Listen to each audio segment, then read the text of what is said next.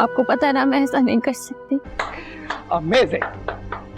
एक लफ्ज और कहा तो जान से मार। बर्दाश्त की हद खत्म होती जा रही है। कोई और इम्तिहान देने की हिम्मत नहीं है मुझ में। बड़ी ज्यादती कर दी हमने तो। अच्छा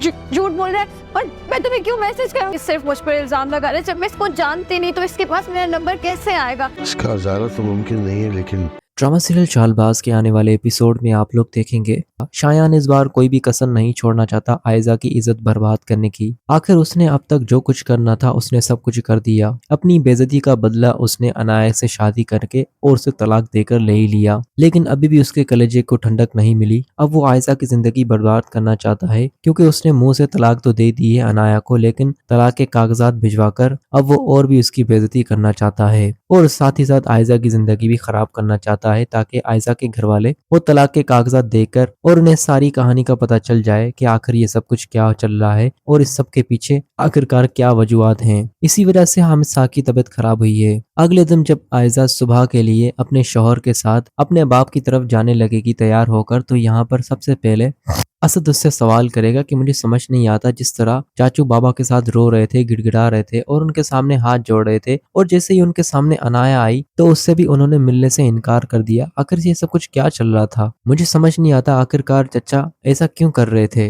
मुझे ऐसा लग रहा था जैसे वो कुछ कहना चाहते हैं लेकिन वो कुछ कह नहीं पा रहे थे। आयजा जब अपने शौहर के मुंह से ये बातें सुन रही होगी तो उसे काफी शर्मिंदगी होगी और वो अपने शौहर से नजरें नहीं मिला पा रही होगी, क्योंकि वो भी असद की नेचर से अच्छे से वाकिफ है कि असद भी सब कुछ जान जाता है, लेकिन असद बात को ज्यादा बढ़ाता नहीं है। बस असद सारी सिचुएशन समझ तो जाता है, लेकिन जब मेरी रिएक्ट नहीं करती तो वो बात को नहीं बढ़ा पाता। लेकिन आयजा नहीं जानती कि असद की सख्त नजरें हैं उसके ऊपर और उसके घर वालों के ऊपर, लेकिन असद बिहेव ऐसे करता है जैसे उसे कुछ भी मालूम नहीं, लेकिन असल में उसे सब कुछ मालूम होता है। दूसरी तरफ आखिरकार जैसे जैसे करके अनाया अपने बाप से मिलने चली जाती है। जैसे ही वो अपने बाप के पास जाती है तो अपने बाप के सामने सारी बातें खोलकर रख देती है कि जो कुछ भी हुआ है वो आप ही की वजह से हुआ है, इसमें मेरी कोई भी गलती नहीं।